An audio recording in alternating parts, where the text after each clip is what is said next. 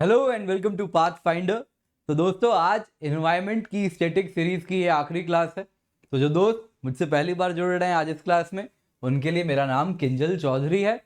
आप मुझसे मेरे टेलीग्राम चैनल अनअकैडमी_किंजल पर जुड़ सकते हैं एंड साथ ही साथ मेरी अनअकैडमी प्रोफाइल unacademy.com@kinjal_चौधरी पर जुड़ सकते हैं। वहाँ पर आप मुझे फॉलो ज़रूर करें और इस टेलीग्राम चैनल पर ज़रूर जुड़ जाएं, क्योंकि आने वाले दिनों में एनवायरनमेंट की करंट अफेयर्स की क्लासेस हम इसी पर कवर करने वाले हैं। तो ये दो लिंक आपके सामने हैं, इसको ध्यान से नोट डाउन करें और जल्दी से यहाँ पर जाकर फॉलो कर लें, क्योंकि जो भी क्लासेस होंगी उनकी नोटिफिकेशन आपको यहीं पर आएगी और वो अनअकैडमी के फ्री स्पेशल क्लास पर ही मैं कंडक्ट कराने वाला हूँ इसी महीने। तो इसी महीने वो भी कवर हो जाएंगी। तो आप पूरे तरीके से एनवायरनमेंट में तैयार हो जाएंगे। इस बार प्रीलिम्स मेंस आने वाले साल के लिए भी काफ़ी हद तक रेडी हो जाएंगे। करंट अफेयर्स भी आपकी कवर एटलीस्ट अगले साल भी आप दे रहे हैं तो 80% कवर्ड हो जाएंगी इसी बार। तो चलिए इसके साथ आज की क्लास करते हैं शुरू। तो दोस्तों आइकनिक और प्लस दो प्रकार के सब्सक्रिप्शन है, जैसा आप देख सकते हैं। अनअकैडमी में हमारे साथ इंडिया के बेस्ट एजुकेटर्स जुड़े हुए हैं, साथ ही साथ 4-in-1 ऑफर भी चल रही है, जिसमें आप KC10 कोड का इस्तेमाल करेंगे तो आपको मेरी मेंटोरशिप एडिशनल मिलती है, यानी 4-in-1 5-in-1 ऑफर हो जाती है।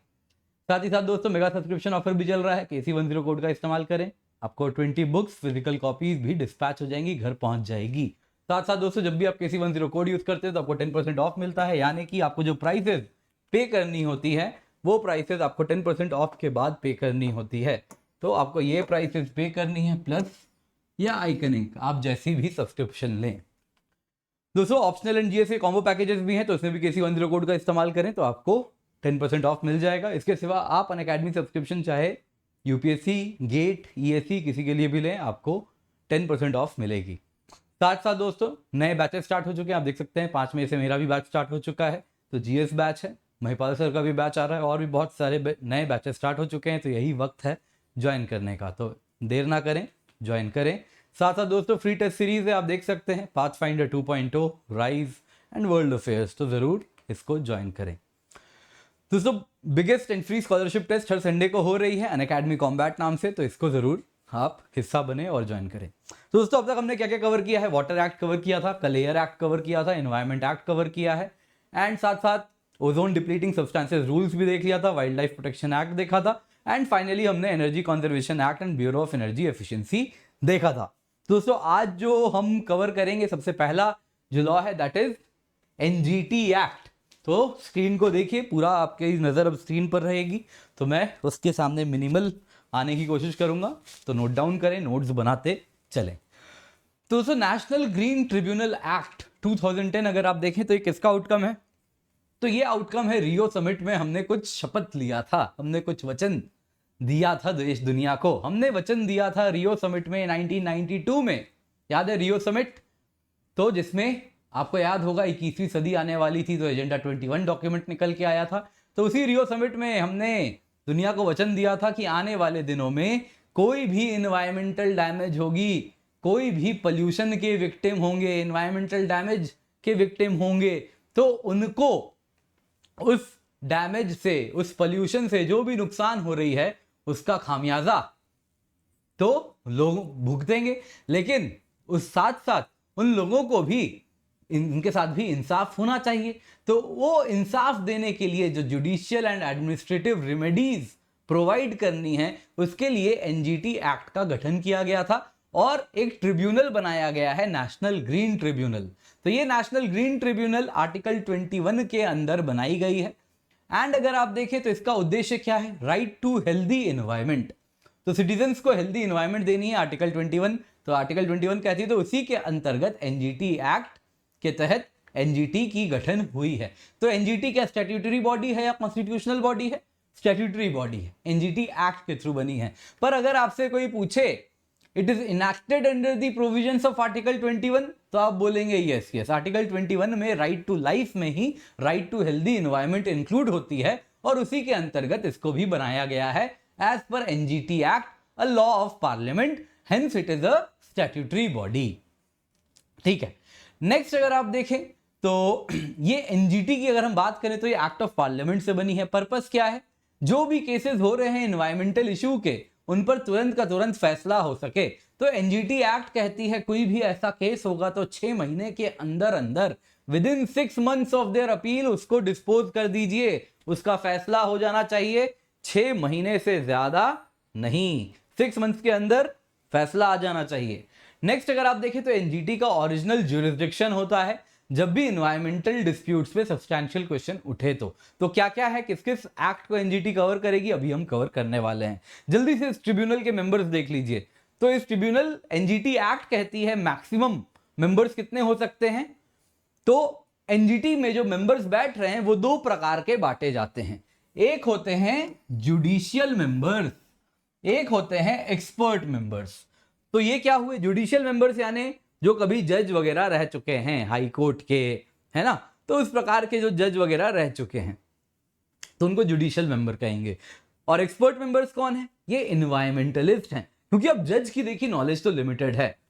अब जज ने बेचारे ने पूरे जीवन उसने क्या किया है, आईपीसी सीआरपीसी इन सब पे फैसला किया है, उनको मालूम है जस्टिस कैसे दी जाती है, इस पर कोई डाउट नहीं है। लेकिन एनवायरमेंट एक टेक्निकल सब्जेक्ट है, तो एनवायरमेंटलिस्ट उनको क्या कर सकते हैं, गाइड कर सकते हैं। तो इसलिए एनजीटी में क्या किया गया है, 2 प्रकार के मेंबर्स हैं, एक एक्सपर्ट मेंबर्स हैं जो कि कौन है, एनवायरमेंटलिस्ट हैं, और दूसरे लोग कौन है, जुडिशियल मेंबर्स हैं जो कि जजेस हैं, जिनको जस्टिस देना आता है और टेक्निकल टीम क्या कर सकती है, इनको बता सकती है कि भाई ये एनवायरमेंट में ऐसा हो रहा है, सोचो समझो। तो इसलिए एनजीटी में अगर आप देखें तो 2 प्रकार के मेंबर्स हैं, expert members and judicial members. तो एनजीटी एक्ट कहती है कि एनजीटी में 20 एक्सपर्ट मेंबर्स हो सकते हैं, 20 जुडिशियल मेंबर्स हो सकते हैं मैक्सिमम। पर इस वक्त सैंक्शन स्ट्रेंथ कितनी है, 10 expert members and 10 judicial members, यानी उसकी आधी। चेयरमैन कौन हो सकते हैं, या तो चीफ जस्टिस हो हाई कोर्ट के, या कोई भी जज ऑफ सुप्रीम कोर्ट हो जाए तो वो चेयरपर्सन हो सकते हैं। और ये जो चेयरपर्सन होंगे ये दोनों ही विभाग, एक्सपर्ट मेंबर्स जुडिशियल मेंबर्स, सबके चेयरपर्सन है, सबके हेड होंगे। एंड एनजीटी का अगर आप देखें तो एडमिनिस्ट्रेटिव हेड भी यही होंगे, तो जो चेयरपर्सन है एनजीटी के। फिर अगर आप देखें तो हर बेंच में, तो एनजीटी के क्या होते हैं कि अब देखिए देश बहुत बड़ा है, तो एनजीटी के अलग अलग बेंचेस हैं अलग अलग जगहों पे, है ना, देश के अलग अलग जगहों पे। तो उन सारे बेंचेस में इतना अनिवार्य है कि हर बेंचेस में एटलीस्ट 1 एक्सपर्ट मेंबर होंगे और एटलीस्ट 1 जुडिशियल मेंबर होंगे। आपको कमेंट में क्या बताना है, गूगल करेंगे और मुझे बताएंगे कि कितने एनजीटी के बेंचेस हैं। तो जितने भी वो बेंचेस हैं उन सब में at least 1 expert member and at least 1 judicial member उस ट्रिब्यूनल में होने ही चाहिए। ठीक है, अब देखिए किससे सवाल बनता है। तो प्रीलिम्स का सवाल ये 2 पॉइंट से बनता है, बहुत ज्यादा चांसेस हैं इन 2 पॉइंट्स पे सवाल आने का, तो ध्यान से देखिए, ध्यान से सुनिए। तो एनजीटी डील करती है क्या, कुछ पर्टिकुलर लॉज के साथ। कौन से वो लॉज हैं जो वो डील करती है, तो लिखते जाइए, water act, water cess act, forest conservation act, air act, environment protection act, public liability insurance act, biological diversity act 2002। 2 important acts हैं जो कि एनजीटी के ज्यूरिसडिक्शन में नहीं आते। कौन से हैं, वाइल्ड लाइफ प्रोटेक्शन एक्ट 1972 आपको समझाया है, और दूसरा है फॉरेस्ट राइट्स एक्ट, या फिर टेक्निकली जिसको कहा जाता है scheduled tribes and other traditional forest dwellers recognition of forest rights act 2006। तो ये दोनों एनजीटी में के दायरे में, इन पर फैसला देना नहीं है, बाकी उन सब पर है वो 7 लॉ जो आपको ऊपर दिखाए मैंने। तो देखिए दूसरी दिक्कत क्या होती है ना, एनजीटी एक्ट के अनुसार आप जाएं तो एक्ट साफ साफ बोलती है एनजीटी का फैसला अगर चैलेंज करना है तो कहां जाओगे, सुप्रीम कोर्ट जाओगे। लेकिन एनजीटी का फैसला आए दिन हाई कोर्ट भी चैलेंज कर दे रही है। क्यों, क्योंकि आर्टिकल 226 कहती है कि भाई हाई कोर्ट्स की क्या है, सुपीरियॉरिटी है एनजीटी के ऊपर। हाई कोर्ट क्या है, कॉन्स्टिट्यूशनल बॉडी है और एनजीटी एक स्टैट्यूटरी बॉडी है। तो इसीलिए हाई कोर्ट आए दिन एनजीटी का फैसला इनवैलिडेट कर देती है। तो ये भी एक दूसरी समस्या है। तो एनजीटी एक्ट जो पावर देती है वो पावर इसको मिल नहीं पा रही है। तो ये कहानी थी एनजीटी की, नेशनल ग्रीन ट्रिब्यूनल एक्ट की। आई होप आपको अच्छे से समझ आ गई। नेक्स्ट हम करने वाले हैं बायोलॉजिकल डाइवर्सिटी एक्ट। बहुत इंपॉर्टेंट एक्ट है, काफी कंफ्यूजिंग है, तो ध्यान से सुनिए, अच्छे से समझ आएगा। तो बायोलॉजिकल डाइवर्सिटी एक्ट 2002, इसका जेनेसिस, इसको क्यों बनाया गया, क्योंकि 1992 वापस उसी रियो समिट में जाते हैं, उसका आउटकम था कन्वेंशन ऑन बायोलॉजिकल डाइवर्सिटी। तो उस सीबीडी में एक उसका टारगेट था कि भाई हर स्टेट क्या करे, अपने बायोलॉजिकल रिसोर्सेज को इस्तेमाल करे और उसकी सोवरेन राइट हो, उसके बायोलॉजिकल रिसोर्सेज से जो वो बेनिफिट पाता है वो बेनिफिट कोई चुरा ना ले। बायोपायरेसी याद है, आपको समझाया था, तो बायोपायरेसी ना हो जाए। नगोया प्रोटोकॉल के टाइम आपको बताया था बायोपायरेसी, तो वही बायोपायरेसी ना हो जाए, वो कंट्री का अधिकार है। वो याद है आपको, एक एग्जांपल दिया था मैंने कि कोरोना का और कुछ नीम या तुलसी का पेड़ बताया था एग्जाम्पल में, जो भी बोला था आपको कि एक पेड़ है एंड लोकल कम्युनिटी ने उसका संरक्षण किया है और उससे दवाई बन जाए और कोई आके उस पर पेटेंट लगा दे। याद है वो एग्जाम्पल? तो वही एग्जाम्पल वो क्या था, तो उस प्रकार की चीजों को ध्यान रखते हुए बायोलॉजिकल डाइवर्सिटी एक्ट 2002 बनाई गई है। हालांकि नगोया प्रोटोकॉल काफी बाद की है, इंडिया ने स्टार्टिंग से ही वो ओवरसी किया है, और इंडिया ने जब से सीबीडी में उस मुद्दे पर चर्चा हुई, किस पर, कि भाई जो बायोलॉजिकल डाइवर्सिटी है उस पर सोवरेन राइट्स हो स्टेट्स के, कोई और हमारा अधिकार ना छीन ले, तो उस पर बायोलॉजिकल डाइवर्सिटी एक्ट बन गई। तो अगर आप बायोलॉजिकल डाइवर्सिटी एक्ट देखें तो ये 3 लेवल की बॉडी बनवाती है। नेशनल लेवल पे नेशनल बायोडाइवर्सिटी अथॉरिटी, हर स्टेट के लेवल पे स्टेट बायोडाइवर्सिटी बोर्ड, और लोकल लेवल पे डिस्ट्रिक्ट लेवल पे बायोडाइवर्सिटी मैनेजमेंट कमिटी। तो ये 3 टियर बॉडी ये बनवाती है, किसके लिए, बायोलॉजिकल रिसोर्सेज को मैनेज करने के लिए। तो ये एक्ट अगर आप देखें तो वही नगोया प्रोटोकॉल को याद कीजिए, नगोया प्रोटोकॉल को याद कीजिए और उसी सिलसिले में इसको हम समझेंगे। तो आप देखें अगर सबसे पहले तो ये एक्ट प्रोहिबिट करती है कुछ एक्टिविटीज को। कौन कौन सी? पहली, बिना नेशनल बायोडाइवर्सिटी अथॉरिटी से, जो नेशनल लेवल पे है, उससे परमिशन लिए बगैर आप कोई भी बायोलॉजिकल रिसोर्स जो कि मौजूद है देश में उस पर रिसर्च कर रहे हो क्या और उसका कमर्शियल यूटिलाइजेशन कर रहे हो, तो वो गलत है, वो आप नहीं कर सकते।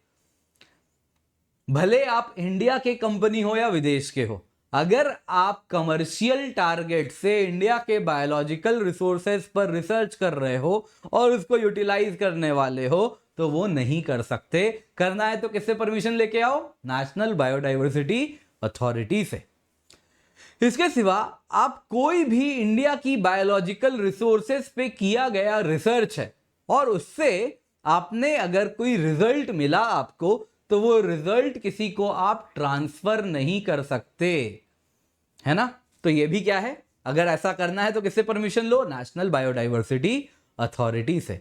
कोई भी इंडिया की बायोलॉजिकल रिसोर्सेज है तो उसके ऊपर कोई भी प्रोडक्ट अगर बनाया जा रहा है तो उस पर इंटेलेक्चुअल प्रॉपर्टी राइट्स आप नहीं अप्लाई कर सकते without the permission of national biodiversity authority. क्यों? इंडिया की बायोडाइवर्सिटी है, इंडिया के बायोलॉजिकल रिसोर्सेज हैं, तो कौन इसको, किसकी अधिकार है ये? तो भारत का अधिकार है, तो सोवरेन राइट है। तो याद है नगोया प्रोटोकॉल, एक्सेस शेयरिंग है ना, access to resources and benefit sharing, तो ये वाला था, तो उसी की बात हो रही है यहाँ पे। तो इंडिया ने नगोया प्रोटोकॉल दुनिया के सामने जब आया, इंडिया उसके पहले ही नगोया प्रोटोकॉल के प्रिंसिपल्स को इंप्लीमेंट कर चुकी थी बायोलॉजिकल डाइवर्सिटी एक्ट के माध्यम से। चलिए नेक्स्ट अगर आप देखें तो इसके सिवा अगर आप कोई भी बायोलॉजिकल डाइवर्सिटी एक्ट के प्रोविजंस को वायलेट करोगे, जैसे आपको बताया ना ये 3 प्रोविजंस बताए, अगर इसका वायलेशन हो रहा है, आपने कोई बायोलॉजिकल रिसोर्सेज इंडिया में ले लिया, इसके ऊपर रिसर्च किया और कमर्शियल यूटिलाइजेशन के लिए किया बिना एनबीए से परमिशन लिए, तो ये कैसा ऑफेंस ट्रीट किया जाएगा? ये एक कॉग्निजेबल ऑफेंस ट्रीट किया जाएगा, ये एक नॉन बेलेबल ऑफेंस है। क्या मतलब कॉग्निजेबल का? बिना वारंट के आपको अरेस्ट किया जा सकता है, और एक बार अरेस्ट हो गए तो जमानत भी नहीं होगी, नॉन बेलेबल है। नेक्स्ट देखें अगर हम, इसके सिवा आप देखें तो national biodiversity authority, state biodiversity board है, एंड कोई भी इसमें ग्रीवेंस है, किसी कंपनी को लगे कि नहीं हमने तो एनबीए से परमिशन लिया था, हमको जबरदस्ती जेल में डाल दिया, है ना, कोई ऑफेंस ऐसा है, वो कह रहे हैं कि कोई भी ग्रीवेंस है, तो वो ग्रीवेंस रिड्रेसल कंप्लेन है, तो वो कंप्लेन का सोल्यूशन किसके पास मिलेगा? एनजीटी के पास जा सकते हो, नेशनल ग्रीन ट्रिब्यूनल के पास जाओ और वो आपको फैसला देके बताएगी कि आपके साथ इंसाफ जो करना है वो इंसाफ करने का काम एनजीटी का होगा। बायोलॉजिकल डाइवर्सिटी एक्ट में कुछ एग्जेम्पशंस भी हैं। सबसे पहले तो उन इंडियन बायोलॉजिकल रिसोर्सेज को नहीं इंक्लूड किया जा रहा है जो कि नॉर्मली एज कमोडिटीज ट्रेड किए जाते हैं। काफी हैं बायोलॉजिकल रिसोर्सेज हैं, आंवला वामला, जो कि ऑलरेडी कमोडिटी की तरह बिक रहे हैं, तो उनको एज बायोलॉजिकल रिसोर्सेज नहीं ट्रीट किया जाएगा, नंबर 1, है ना। नंबर 2 आप देखें तो ये ट्रेडिशनल यूजेस वाले, ट्रेडिशनल यूज के लिए अलाउ करते हैं इंडियन बायोलॉजिकल रिसोर्सेज। तो जैसे कि आप देखोगे तो काफी बायोलॉजिकल रिसोर्सेज आप देखें तो आप ट्रेडिशनल यूज है ना, जैसे कि आप देखो तो रिसर्च प्रोजेक्ट्स में इंडियन एंड फॉरेन इंस्टीट्यूशंस मिल के कर रहे हैं किसी प्रोडक्ट पे, किसी बायोलॉजिकल रिसोर्सेज पे, और एक बार सेंट्रल गवर्नमेंट से अप्रूवल मिल गई उन रिसर्च प्रोजेक्ट की, इंडियन एंड फॉरेन इंस्टीट्यूशन जो कि मिल के कर रहे हैं, तो वो क्या है? एक्सेप्शन है, वो एग्जिम्पशन है। तो उसके लिए आपको बायोलॉजिकल डाइवर्सिटी एक्ट में आप कोई कानून का उल्लंघन नहीं कर रहे। इसके सिवा तो कोई भी ट्रेडिशनल नॉलेज है ना, कोई आंवला से मान लीजिए दवाई बनाई जा रही है, और आंवला नहीं, मान लीजिए कोई स्पेशल बायोलॉजिकल रिसोर्स है, मान लीजिए अश्वगंधा, है ना, तो अश्वगंधा जैसा कोई स्पेशल बायोलॉजिकल रिसोर्स है, और उससे बैठ के कोई इंडिया की यूनिवर्सिटी है, वो अमेरिका की यूनिवर्सिटी के साथ मिलके कोई स्पेशल दवाई बना रही है, और इंडियन भारत सरकार से परमिशन ले लिया है, तो वो एक एग्जिम्पशन की तरह ट्रीट किया जाएगा। तो ऐसा मत करना कि उस यूनिवर्सिटी के चांसलर के पास अब चले जाओ और क्या करो, नॉन बेलेबल एक या फिर वारंट, बिना वारंट के आप उन्हें अरेस्ट कर लो और नॉन बेलेबल ऑफेंस मत बना देना, ऐसा नहीं है। तो ये एक एग्जिम्पशन दिया जाता है। इसके सिवा जो ट्रेडिशनल यूजेस हैं, जैसे क्या होता है, नीम, आपने सुना होगा, ट्रेडिशनल हीलर्स है ना, जैसे हकीम होते हैं, वैद्य होते हैं, तो इन सबको इन बायोलॉजिकल रिसोर्सेज का इस्तेमाल करना अलाउड है। ऐसा नहीं होगा कि आप वैद्य और हकीम को जाके पकड़ोगे, बोलोगे कि कैसे बायोलॉजिकल रिसोर्स का इस्तेमाल किया, कैसे आपने अश्वगंधा से कोई आयुर्वेदिक चूर्ण बना के लोगों को कुछ दवाई दे दी, या कोई भी उस प्रकार की आयुर्वेदिक मेडिसिन आपने कैसे बना ली। तो ये सब ट्रेडिशनल यूजेस हैं जो कि आदम काल से उनके पूर्वज भी करते आ रहे हैं, तो वो सब अलाउड है। बायोलॉजिकल डाइवर्सिटी एक्ट इसके सिवा एक रजिस्टर की बात करती है, इसका नाम क्या है? People's biodiversity register. तो ये प्रिपेयर कौन करती है? तो जो लोकल लेवल पे बॉडी है, बायोडाइवर्सिटी मैनेजमेंट कमिटी, तो वो प्रिपेयर करती है। तो ये एक रजिस्टर है, ये एक बुकलेट है जिसमें लोकल बायोडाइवर्सिटी का जो भी ज्ञान है वो उसमें डॉक्यूमेंटेड है। उस रजिस्टर में लिखा हुआ है, लोकल कम्युनिटी आती है और वो आके बता देती है कि हमारे यहाँ ये बायोलॉजिकल रिसोर्सेज हैं और हमारे ये ट्रेडिशनल नॉलेज है कि हाँ, नीम से हम इस प्रकार से ये दवाई बना देते हैं, आंवला से ऐसी दवाई बनाते हैं, हम अश्वगंधा से ये दवाई बनाते हैं। ये क्या है? ये ट्रेडिशनल नॉलेज है। तो वो ट्रेडिशनल नॉलेज भी उस रजिस्टर में लिखा रहता है, और साथ साथ क्या क्या रिसोर्सेज हैं उस डिस्ट्रिक्ट लेवल पे, तो बायोडाइवर्सिटी मैनेजमेंट कमेटी उसको भी पीपल्स बायोडाइवर्सिटी रजिस्टर में एनलिस्ट कर देती है। तो ये बहुत इंपॉर्टेंट है, जब भी बायोलॉजिकल रिसोर्सेज को लेके कोई भी इश्यूज आएंगे, है ना, कोई भी इश्यूज आएंगे with respect to intellectual property, तो ये एक इंपॉर्टेंट सोर्स का काम करते हैं। तो ये की लीगल डॉक्यूमेंट है, इसीलिए तो लोकल कम्युनिटी के अधिकार को इंश्योर करवाते हैं, मजबूत करवाते हैं उनके लोकल रिसोर्सेज के ऊपर। तो ये याद रखिएगा। इसके सिवा दोस्तों एक ट्रेडिशनल नॉलेज डिजिटल लाइब्रेरी है, तो ये याद रखिएगा, ये एक्स्ट्रा आपको बता रहा हूं। ये बायोलॉजिकल डाइवर्सिटी एक्ट 2002 से इसका रिश्ता नहीं है, सिमिलर है, इसलिए आपको बता रहा हूं। तो TKDL traditional knowledge digital library अगर आप देखें तो ये एक इंडियन डिजिटल नॉलेज रिपोजिटरी है।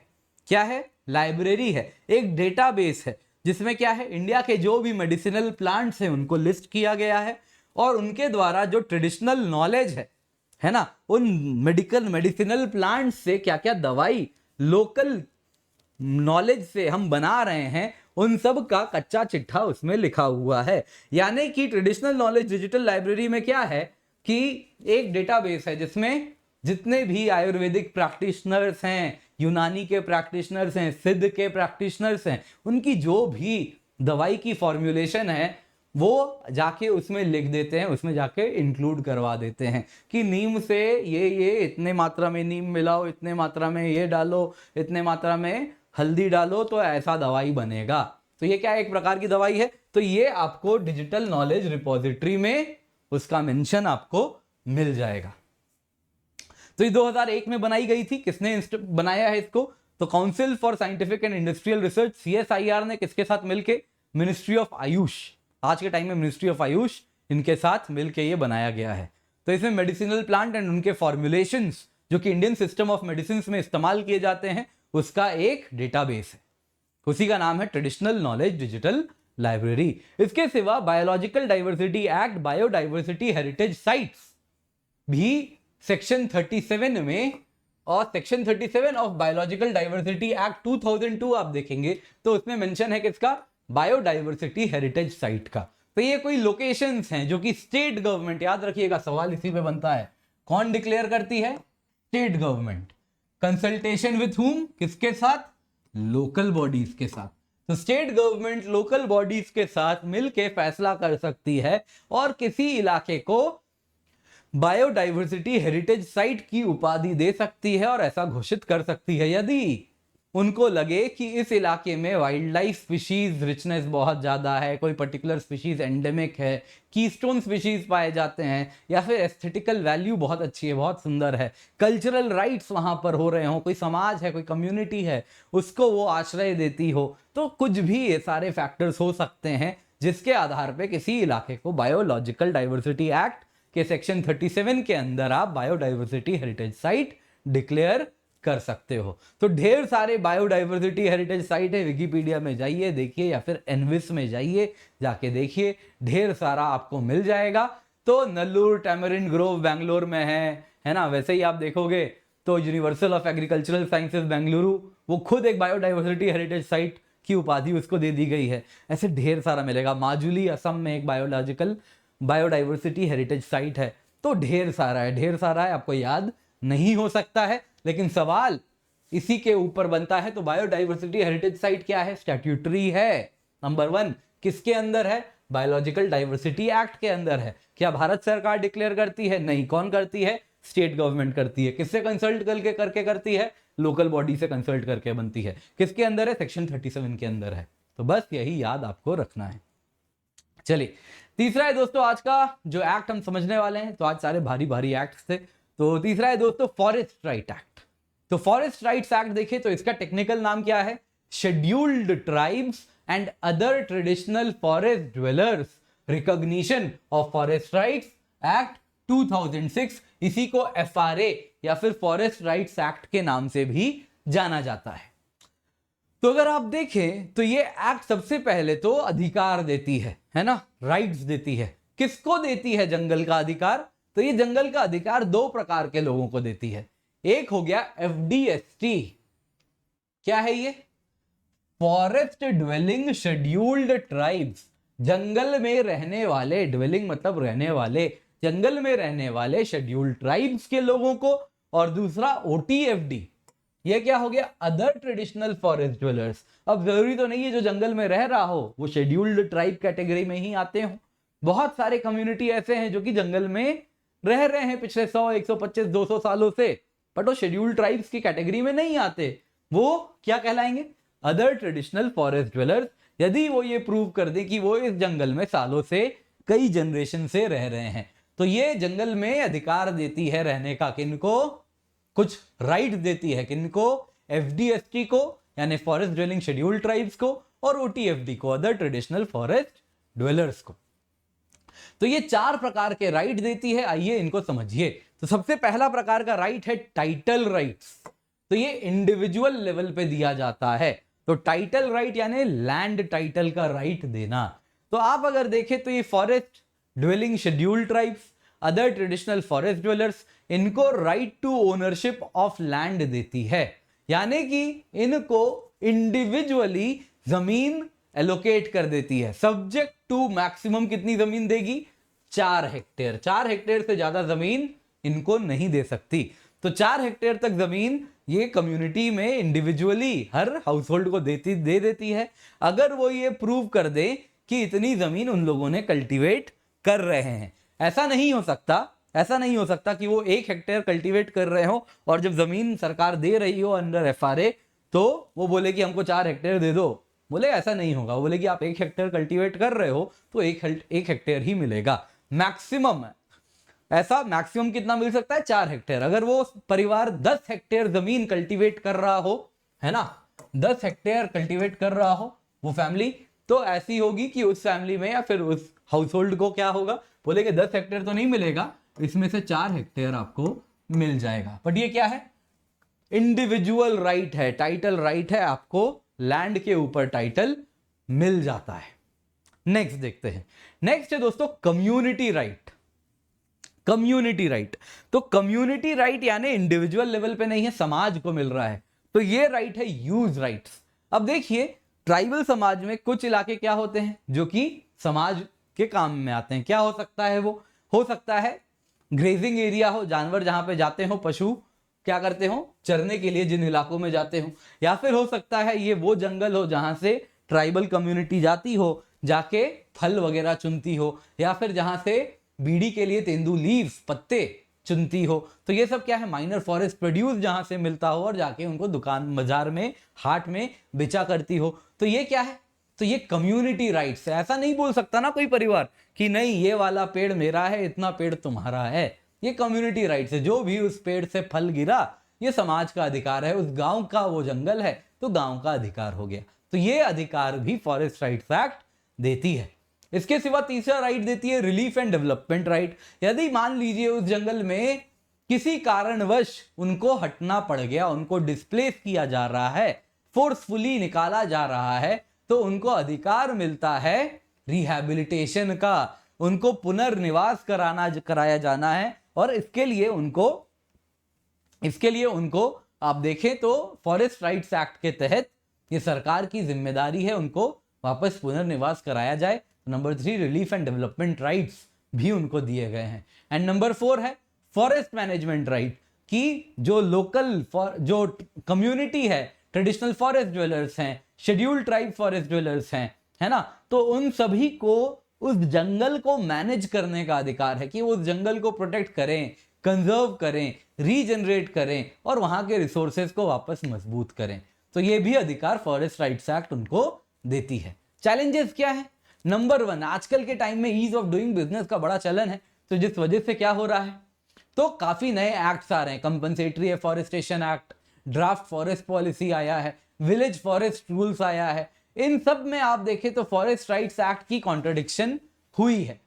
तो फॉरेस्ट ड्वेलिंग कम्युनिटीज उनको इजीली आए दिन उनको सबऑर्डिनेट बना दिया जा रहा है और उनको पुनर्निवास के लिए उतना फोकस नहीं किया जा रहा है, पर उनको इजीली जमीन से निकाला जा सकता है, फिर वो चाहे एफॉरेस्टेशन करने के लिए ही क्यों ना हो, तो उनको निकालना जमीन से आसान हो गए हैं आजकल के जो नए बाईलॉज वगैरह बनते जा रहे हैं, laws as well as bylaws.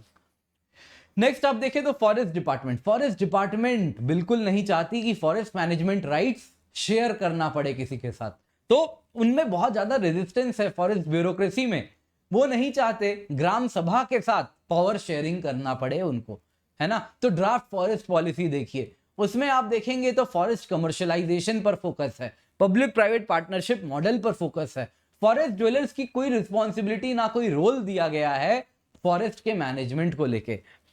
वैसे ही आप देखिए तीसरा, तो फॉरेस्ट राइट्स एक्ट के तहत यदि आपको क्लेम करना है कि ये जंगल में आपके पूर्वज रहते थे, तो आप क्या दिखाओगे? आपके पास क्या कोई कागज होगा कि 3 जनरेशन पहले मेरे दादाजी यहाँ पर ये देखिए कभी टैक्स दिए हैं, खेती करते थे, उस खेती के बेसिस पर ये लीजिए कागज है ना, टैक्स है, टैक्स का कागज है। ऐसा तो नहीं हो सकता। तो क्या होगा, कैसे पता चलेगा 3 जनरेशन पहले कौन रहता था वहां? तो ऑब्वियसली कोई कागज खास है नहीं। तो क्या हो सकता है कि पंचायत जो सरपंच है, जो या फिर जो उस कम्युनिटी का, समाज का जो हेड है, वो बोले कि हाँ मुझे पता है, मेरे दादा बताए हैं कि 3 जनरेशन पहले इसके भी दादा रहा करते थे, तो ये भी इसी जंगल का पार्ट है। तो इस प्रकार से क्या हो सकता है, हाँ आपकी बात मानी जा सकती है कि आप इन इलाकों में रह रहे हैं कई सालों से, कई जनरेशन से, तो आप अदर ट्रेडिशनल फॉरेस्ट ड्वेलर हैं और इसीलिए आपको अधिकार जंगल पर मिलना चाहिए as per forest rights act. तो फॉरेस्ट राइट्स एक्ट के तहत अगर आप देखें तो 3 टियर की स्क्रूटिनी होती है। तो सबसे पहले आप देखें विलेज लेवल पे, फिर तालुक लेवल पे एंड फाइनली डिस्ट्रिक्ट लेवल पे। उसके बाद जाके माना जाता है हाँ आप इस जंगल में रहते थे, आपके पूर्वज रहते थे, तो आपको फॉरेस्ट राइट्स एक्ट के तहत चारों राइट आपको मिलने चाहिए। तो अक्सर क्या होता है ना, आए दिन इनके फॉरेस्ट राइट्स को ठुकरा दिए जाते हैं और कारण भी नहीं बताया जाता।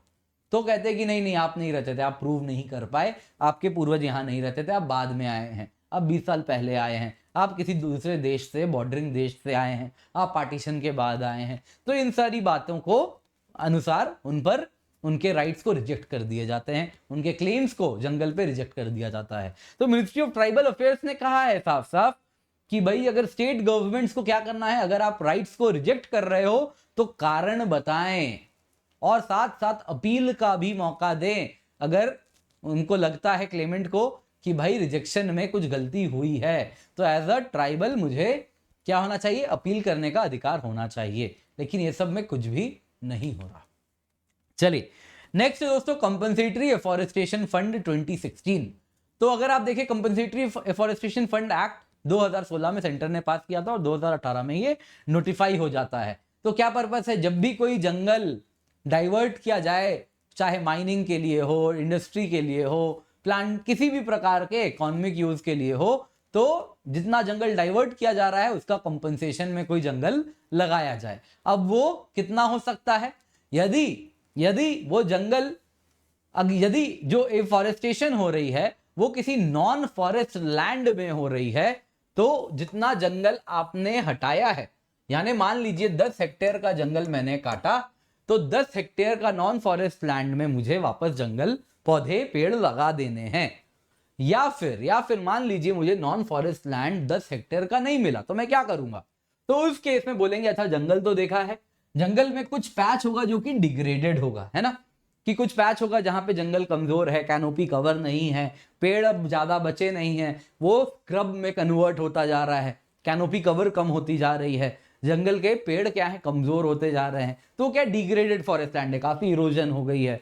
तो वैसे जमीन पे आपको 2 गुना लैंड, यानी 10 हेक्टेयर आपने काटा तो 20 हेक्टेयर आपको पेड़ पौधे लगाने पड़ेंगे, 20 हेक्टेयर का जंगल आपको इफेक्टिवली ग्रो कराना होगा। तो ये कौन कहती है, कंपनसेटरी एफॉरेस्टेशन फंड करती है। तो इसके लिए क्या करना है, तो पैसे एलोकेट करने हैं, तो फॉरेस्ट डिपार्टमेंट कर देगी। तो 90% ऑफ जो पैसे होंगे वो स्टेट के पास जाएंगे। एंड तो आप देखो तो कंपनसेटरी एफॉरेस्टेशन फंड 2 लेवल पे बनाई गई है, एक स्टेट लेवल पे है जो कि public account of each state में मेंशन किया जाएगा, और एक सेंट्रल लेवल पे, नेशनल लेवल पे, नेशनल कंपलसेटरी एफॉरेस्टेशन फंड जो कि पब्लिक अकाउंट ऑफ इंडिया के अंदर आप देखो तो इनको मेंटेन किया जाएगा। ठीक है, मान लीजिए CIL कोल इंडिया लिमिटेड ने किया 10 हेक्टेयर जमीन का डिफॉरेस्टेशन, और इस दौरान मान लीजिए 10 हेक्टेयर जमीन में जो जंगल लगेगी उसका खर्चा मान लीजिए बनता है 100 करोड़। ठीक है, ये 100 करोड़ मान लीजिए कोल इंडिया लिमिटेड कोल एक्सट्रैक्शन कर रही है झारखंड में, तो इस 100 करोड़ में 90 करोड़ किसके पब्लिक अकाउंट में जाएगा, झारखंड के पब्लिक अकाउंट ऑफ झारखंड में जाएगा, और पब्लिक अकाउंट ऑफ इंडिया में कितना जाएगा, 10 करोड़ जाएगा। ठीक है, तो यही कहती है कंपनसेटरी एफॉरेस्टेशन फंड एक्ट 2016। क्या इस्तेमाल किया जाएगा इस फंड का, तो फंड का इस्तेमाल किया जाएगा कैचमेंट एरियाज के ट्रीटमेंट के लिए भी किया जा सकता है, फॉरेस्ट के नेचुरल रीजनरेशन के लिए भी किया जा सकता है, wild life protection and management के लिए भी किया जा सकता है, अवेयरनेस जनरेशन के लिए भी किया जा सकता है। तो और वो सारे टेक्नोलॉजीज को प्रमोट करने के लिए जिसके द्वारा वुड सेविंग की जाती है, लकड़ी पर निर्भरता कम की जाए तो जंगल कम कटेंगे, तो इन सब का भी इस्तेमाल किया जा सकता है इन पैसों का।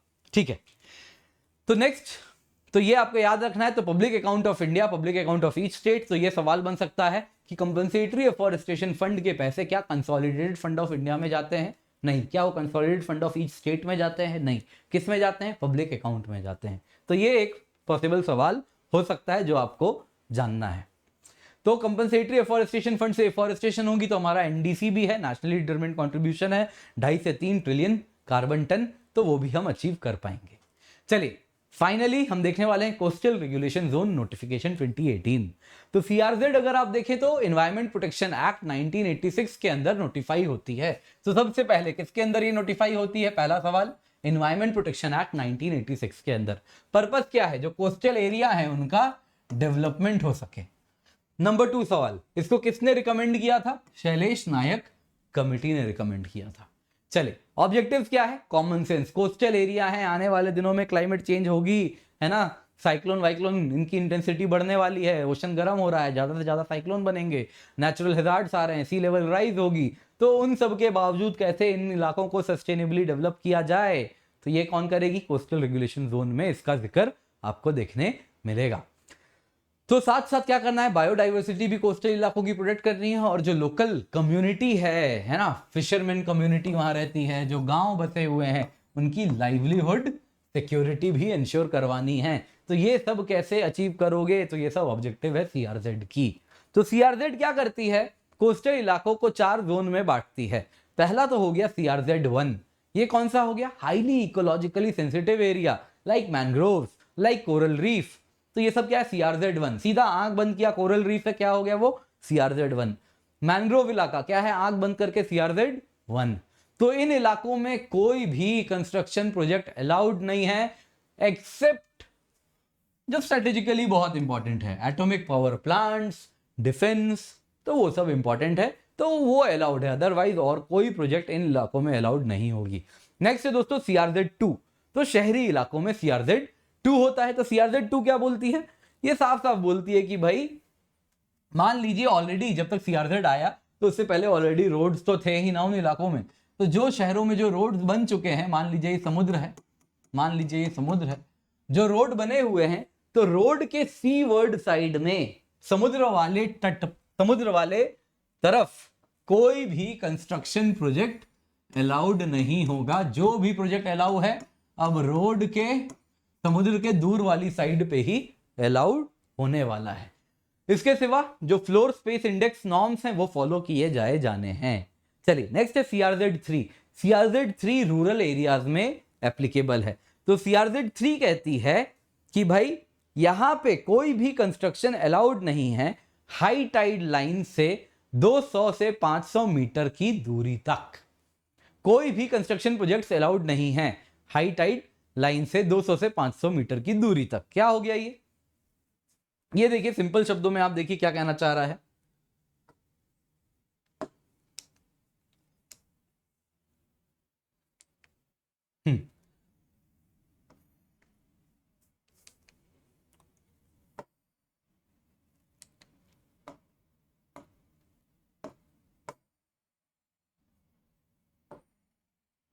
ये नॉर्मल सी लेवल है,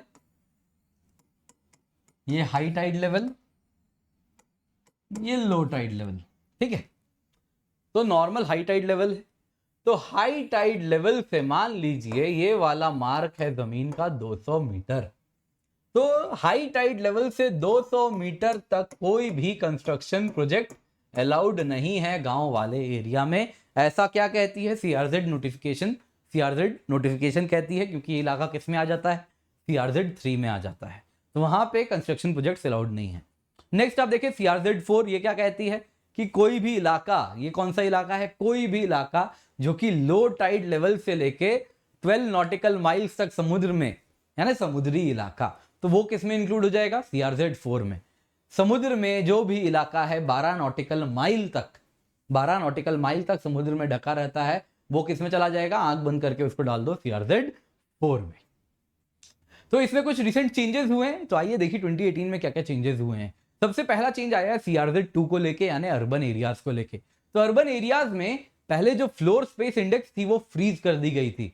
1991 में जो फ्लोर स्पेस इंडेक्स थी वहां की, उसी पर फ्रीज कर दी गई थी एज पर दी 1991 डेवलपमेंट कंट्रोल रेगुलेशन लेवल। अब क्या किया गया है? कहा कि अब फ्लोर स्पेस इंडेक्स बढ़ा दो, तो उसको डी फ्रीज कर दिया गया है। तो फ्लोर स्पेस इंडेक्स बढ़ गई है। यानी क्या होता है floor space index? Floor space index यानी कि देखिए मान लीजिए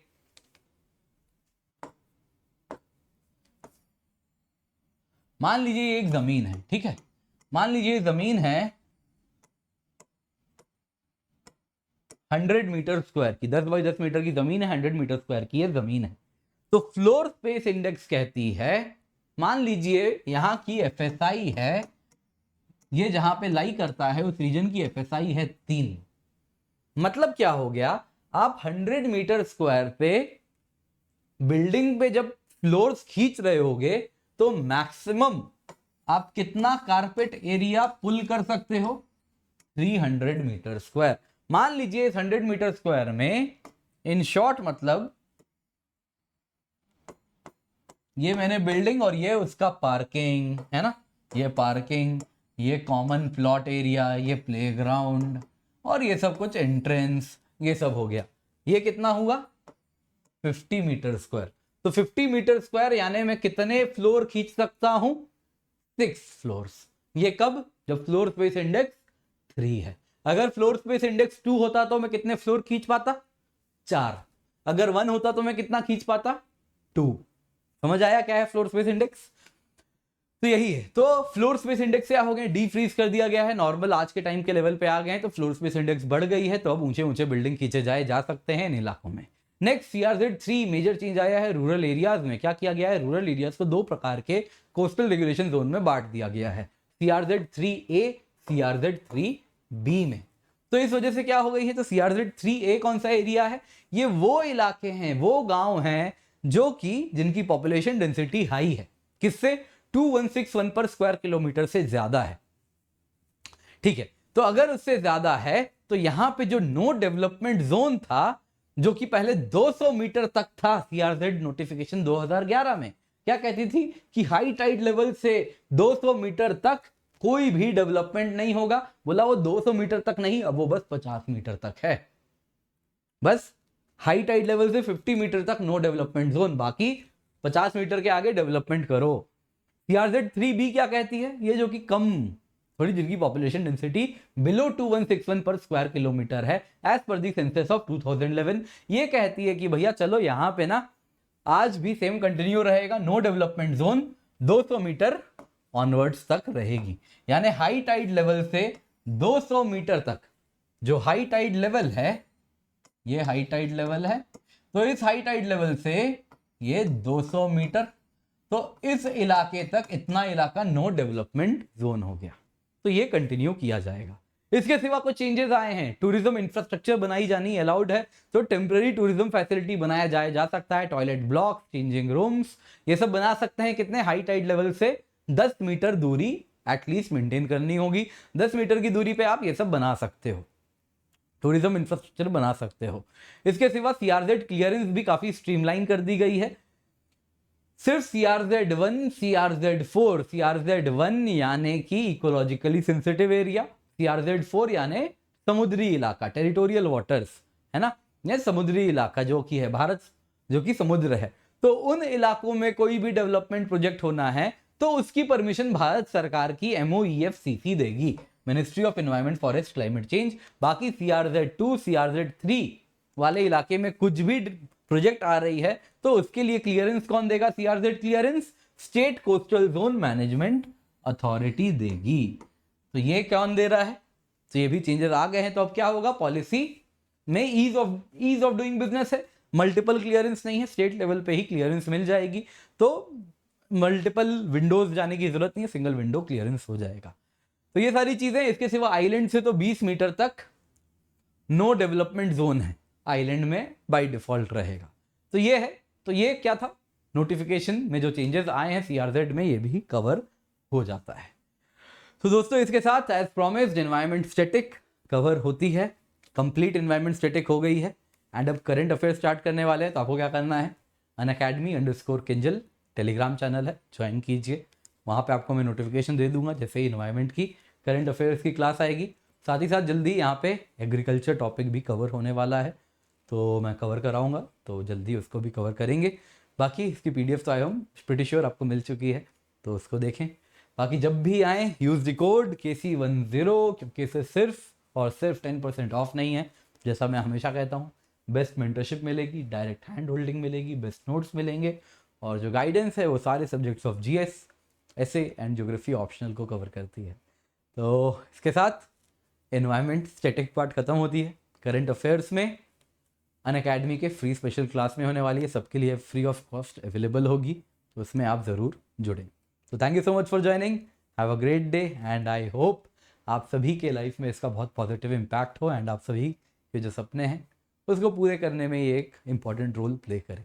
तो thank you so much for joining, have a great day.